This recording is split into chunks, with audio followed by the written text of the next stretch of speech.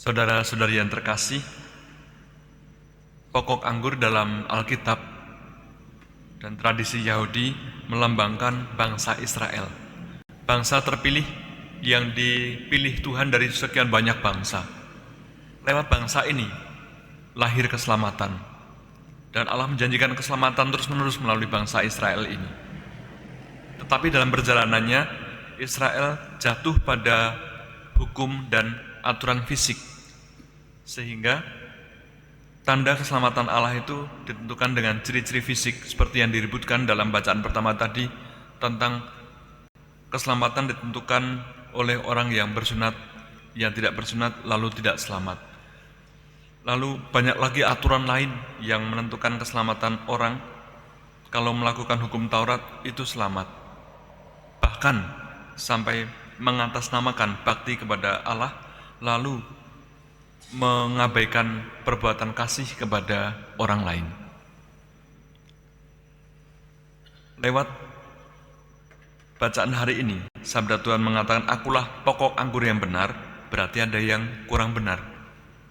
Yesus mau mengoreksi kembali. Pokok anggur itu adalah Yesus sendiri, yang masih memancarkan keselamatan terus-menerus, tidak hanya kaku pada aturan yang ditetapkan manusia, lalu menjadi tanda keselamatan itu sendiri. Berelasi, dekat dengan Tuhan Yesus itu sudah menjadi keselamatan kita. Kita diselamatkan karena boleh dekat pada Tuhan, boleh mengalami sabdanya, boleh mengalami tubuh dan darahnya dalam Ekaristi. Itu adalah rahmat keselamatan bagi kita, tanda bahwa kita berada di pokok anggur yang benar. Kita tidak diikat dengan berbagai macam aturan. Kita taat pada aturan sejauh memang itu berasal dari Allah dan membuahkan keselamatan, dalam arti kebahagiaan bagi banyak orang.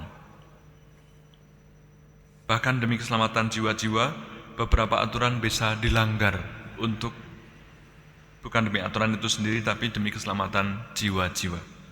Saudara-saudari yang terkasih, contoh paling tepat, contoh paling utama kita melekat pada pokok anggur yang benar adalah dengan merayakan Ekaristi. Kita terus berada dalam sumber keselamatan itu supaya hidup kita memancarkan keselamatan. Buah yang berada dalam pokok anggur itu menjadi banyak dan tidak dinikmati oleh pohon itu sendiri. Pohon tidak pernah menikmati buahnya sendiri, dinikmati oleh orang lain. Maka kita berbuah banyak. Setelah melekat pada sang pokok anggur yang benar, kita berbuah keselamatan bagi banyak orang. Biarlah hidup kita menjadi saluran keselamatan bagi banyak orang. Melalui perjumpaan dengan kita, mereka merasa dihargai. Melalui perjumpaan dengan kita, mereka merasa dicintai.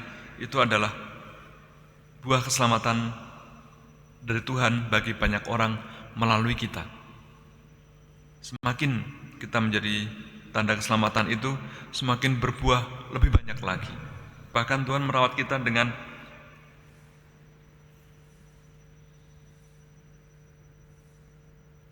membersihkan ranting-ranting supaya kita berbuah lebih banyak lagi.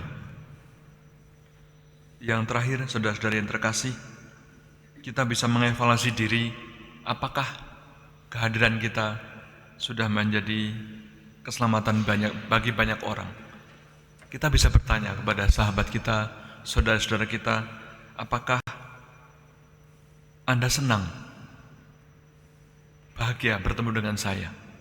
Apakah Anda senang bekerja sama dengan saya? Ketika mereka merasa senang dan bahagia, bersyukurlah, saya sudah bisa menjadi rahmat bagi banyak orang. Ketika mereka dengan jujur mengatakan, saya takut, saya khawatir, saya bingung kerja dengan kamu, saya bingung hidup dengan kamu, ini tanda kita belum perbaiki diri. Saya harus menjadi rahmat bagi banyak orang karena saya melekat pada pokok anggur yang benar. Kita hening sejenak, kita melihat kembali apakah hidup kita sehari-hari menjadi buah yang segar, nikmat bagi orang-orang di sekitar kita.